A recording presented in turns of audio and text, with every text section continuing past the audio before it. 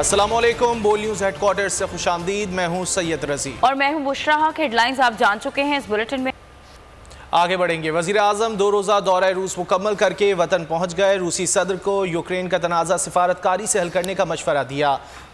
दोनों ममालिक के दरमियान माशी और दिफाई शोबे में ताउन पर इत्तेफाक हुआ। इमरान खान ने गुमनाम रूसी फ़ौजियों की यादगार पर फूल चढ़ाए। वज़ीर आज़म वफ़द के हमरा जामा मस्जिद मॉस्को और इस्लामिक सेंटर भी गए। रूस और यूक्रेन के दरमियान जारी तनाज़ा किसी के भी मफाद में नहीं, कोशिश की जाए इस मामले को हल किया जाए। वज़ीर आज़म इमरान खान की रूसी सदर से मुलाकात का मुश्तरका एलामिया जारी।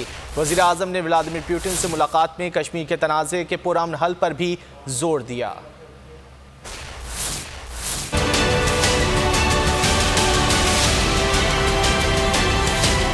दौरा रूस मुकम्मल, वजीर आजम वतन पहुँच गए। रूसी सदर से मुलाकात में यूक्रेन के तनाज़ा, सिफारतकारी और मसला कश्मीर के पुरअमन हल पर जोर दिया। इस्लामोफोबिया के बढ़ते रुझानात पर तशवीश का इजहार किया। दोनों रहनुमाओं ने अफगानिस्तान समेत खित्ते की सूरत हाल पर तबादला ख्याल किया। गैस पाइपलाइन और तवानाई के मंसूबों पर बातचीत हुई। इमरान खान रूसी वजीर आजम और डिप्टी वजीर आजम से भी मिले। मुआशी और दिफाई शोबे में ताउन पर इत्तेफाक हुआ। वजीर आजम ने ताजरों को पाकिस्तान के मुख्तलिफ सेक्टर्स में सरमायाकारी की पेशकश कर दी। वजीर आजम ने क्रिमलिन वॉल जाकर दूसरी जंग अजीम के गुमनाम रूसी फौजियों की यादगार पर फूल चढ़ाए। इमरान खान ने वफ़द के हमरा जामा मस्जिद मॉस्को और इस्लामिक सेंटर का भी दौरा किया।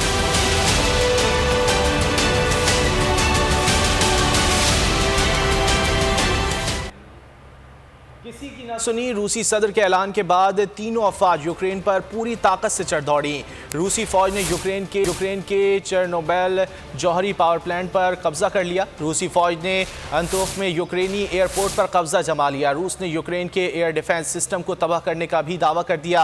यूक्रेनी सदर बेबसी जाहिर की कि यूक्रेन अब तनहा खड़ा है। 27 ममालिक से राब्ते में थे, सब रूस से डरते हैं। खौफनाक जंग में अब तक फौजियों समेत 137 अफराद के मारे जाने की इत्तलात हैं।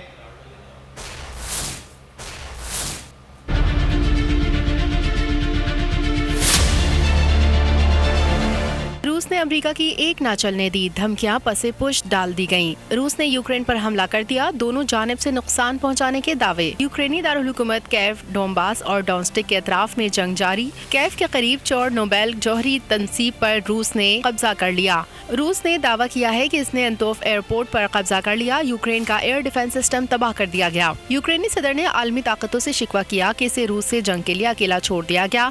एक रोज में हमले के दौरान अब तक 100 से ज्यादा अफराद हलाक हो चुके।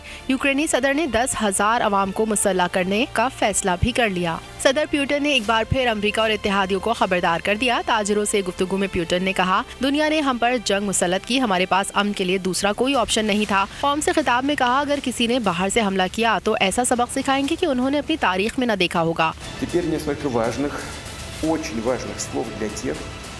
у кого может возникнуть соблазн со стороны вмешаться в происходящее событие. Кто бы ни пытался помешать нам, а тем более создать угрозы для нашей страны, для нашего народа, должны знать, что ответ России будет незамедлительным. यूक्रेनी अवाम की नकल मकानी जारी है। 20,000 से ज्यादा अफराद पोलैंड समेत दीगर मुल्कों में पहुँच गए। और इसी सारी सूरत हाल पर हम बात कर लेते हैं। माहिर माशियात शाहिद हसन सिद्दीकी साहब हमारे साथ मौजूद हैं। सर, बहुत शुक्रिया आपके वक्त का। सर, जो सूरत हाल इस वक्त रूस यूक्रेन तनाज़ा जो चल रहा है, अगर हम बात करें मईशत की, ख़ास तौर पर पाकिस्तानी मईशत की, तो क्या असरात मुरतब हो सकते हैं? बहुत शुक्रिया आपका।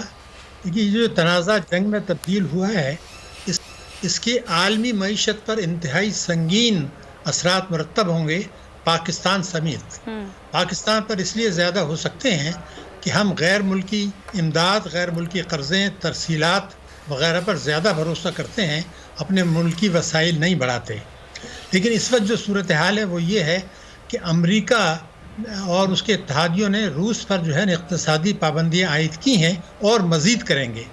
इसके जवाब में रूस, जो दुनिया की 11वीं बड़ी मईशत है और वो तवानाई का एक बड़ा एक्सपोर्टर है, वो भी रिएक्ट करेगा। चीन की भी उसको हिमायत हासिल है, मगर चीन किसी तनाज़े में, जंगी तनाज़े में मुलव्विस नहीं होगा। तो ये जो सूरत हाल है, ये इस वक्त सामने आई है जब हमने ये देखा कि तहरीक इंसाफ की हुकूमत ने पाकिस्तान में मईशत को इंतहाई कमज़ोर बुनियादों पर इस्तेमाल किया है और वो किसी बैरूनी झटके और किसी मुल्की झटके दोनों से संभलने की सकत नहीं रखती। इस वक्त ऐसा लग रहा है कि बैरूनी झटका भी खुदा न खास्ता आ सकता है, और मुल्क में जो सियासी टेम्परेचर बढ़ रहा है वो जो है मुल्की जो है धचका है। तो ये दो तरफ से हम मारे जा रहे हैं। इस वक्त जो है हमारे माशी अशारिये जो हैं बेशतर इंतहाई ख़राब हैं, 2018 के मुकाबले में भी बेशतर अशारिये ख़राब हैं। दूसरी परेशान कुन बात यह है कि इस वक्त ख़ास तौर से जो हमारे गुजरे हैं जुलाई से जनवरी तक 22 तक, इसमें हमने ये देखा कि हमारा इंपोर्ट्स पाकिस्तान की तारीख में सबसे ज़्यादा हो गई। हुकूमत ने बेतहाशा इंपोर्ट्स बढ़ा दिया, तिजारती खसारा पाकिस्तान की तारीख में सबसे ज़्यादा। तो अगर इंपोर्ट्स हमारी 70 अरब डॉलर की हो जाएंगी इस साल, क्योंकि जनवरी से तक जुलाई से जनवरी तक 28 अरब डॉलर की तो तिजारती खसारा है और 46 अरब डॉलर का हमारा इंपोर्ट्स है।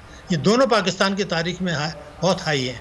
तो अगर आप 70 अरब डॉलर की इंपोर्ट्स कर रहे हैं और हमने रुपए की कदर को गिराया है मई से जनवरी तक 24 रुपये डॉलर, तो आप ये देखें कि जो 70 अरब डॉलर की इंपोर्ट्स है, जिसमें 20 अरब डॉलर जो है ऑयल भी है, जिसकी कीमतें बढ़ सकती हैं और बढ़ेंगी, तो उसकी मालियत रुपये में बढ़ेगी। हुकूमत को तो कस्टम ड्यूटी मिल जाएगी, लेकिन मुल्क में एक महंगाई का तूफान आएगा जिससे मईशत की शरह में सुस्त होगी। अभी हमने देखा है कि जिस वक्त $94 फी बैरल तेल था आलमी मंडी में, पाकिस्तान में 12 रुपए के करीब जो है वो इजाफा किया गया पेट्रोलियम मसनूआत की कीमतों में।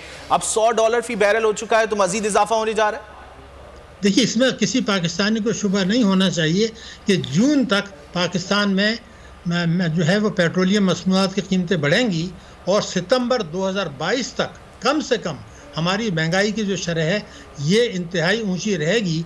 क्योंकि आप एक तो ज़िमनी बजट ले आए, 430 अरब डॉलर का जो है हमने सब्सिडीज़ विड्रॉ कर ली, उसके बाद आपने 4 रुपये लीटर पेट्रोल बढ़ा दिया।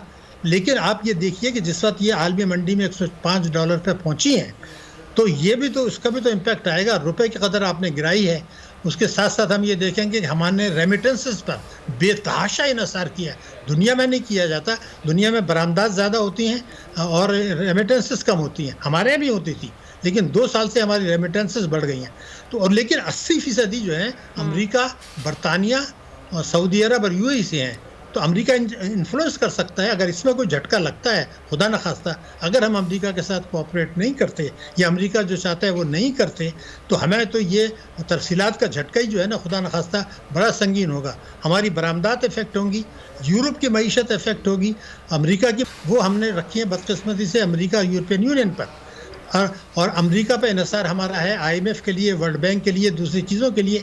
जहाँ तक रूस का ताल्लुक है, इस मौके पे तो शायद जाना नहीं चाहिए था कि रूस की हमारी इंपोर्ट्स टोटल जो है ना, हमारी एक्सपोर्ट $170 मिलियन है, नेग्लिजिबल।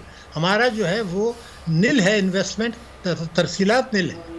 तो अब इस सूरत हाल में अगर वो हमें कुछ नहीं दे सकता है, पाबंदियाँ आ रही हैं। अगर पाकिस्तान को कुछ करना था तो उनसे ये कहते जो पाबंदियों की जद में नहीं आएगा कि आप खुद मेहरबानी करके पाकिस्तान स्टील मिल जो उन्होंने डाला था उसमें इन्वेस्टमेंट करें, उस पर करें ताकि वो बेहतर हो, तो पाकिस्तान की मईशत बेहतर हो। उसके बाद हमने क्या बात की है कि जो पाइपलाइन का मंसूबा, एक तो तवानाई 2015 से चल रहा है, उसमें अभी 2-4 सालों में तो कुछ होने वाला नहीं है, 2015 से चल रहा है और हो जाएगा। तो एक तो गलत मौके पर दौरा हुआ, अमेरिका को गलत मैसेज गया। अब वो हमारे साथ कैरेट और स्टिक, गाजर और छड़ी की पॉलिसी इस्तेमाल करेगा हमसे अपने मुतालबात मनवाने के लिए, और हमारे लिए ख़तरात ये हैं, बरामदात इफेक्ट होंगी, महंगाई हमारी बढ़ेगी, खुदा न खास्ता हमारे जो है तिजारती खसारा बढ़ेगा, कर्ज़ों का बोझ बढ़ेगा। जनवरी में $2 अरब स्टेट बैंक के रिजर्व्स गिरे हैं।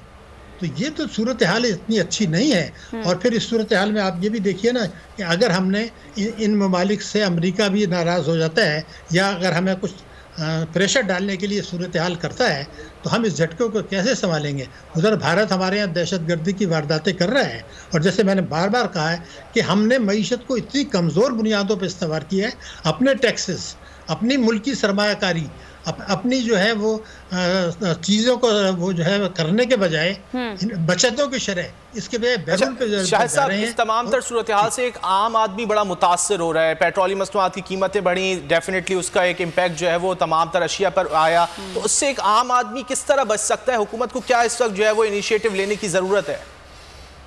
देखिए, मैं कोई इस खुशफहमी में नहीं रहना चाहता। जनवरी 2021 में हमारे यहाँ महंगाई थी 5.7, जनवरी 2020 में हो गई 12.9 दुगनी। उसके बाद आपने 340 अरब डॉलर के टैक्सेस लगा दिए। आपने पेट्रोलियम लेवी जो है वो 4 रुपये लीटर ले रहे हैं। आप बिजली के नर्ख बढ़ा रहे हैं और अगले बजट में IMF से तय कर लिया है कि मज़ीद टैक्सेस लगाए जाएंगे। अब हुकूमत इस पोजीशन में नहीं है और ना आनी चाहती है। एक ही तरीका है पाकिस्तान के अवाम को हेल्प करने के लिए, वरना महंगाई तो बढ़ेगी, बेतहाशा बढ़ेगी। एक ही तरीका है कि टैक्सों के लिए जो इमरान खान साहब ने वायदा किया था कि हम 100 दिन के अंदर अदल पर मबनी टैक्सों की पॉलिसी नाफिज कर देंगे, जिसका मतलब यह है कि वफाक और सूबे हर किस्म की आमदनी पर टैक्स लगाएंगे। GST जिससे महंगाई बढ़ती है 17%, वो आ जाता है 7.5% पर। पेट्रोलियम लेवी सिफर हो जाती। ये वाहिद तरीका है जिससे पाकिस्तान की ठीक है, मईशत को पॉइंट आ गया आप शायद साहब आपका कि टैक्स इस्लाहात करनी होंगी, इससे मईशत मजीद बेहतर हो सकेगी। बहुत शुक्रिया शाहिद हसन सिद्दीकी साहब, आपने वक्त निकाला, हमसे गुफ्तगू की। सब्सक्राइब करें और बेल दबाएं ताकि कोई खबर रह न जाए।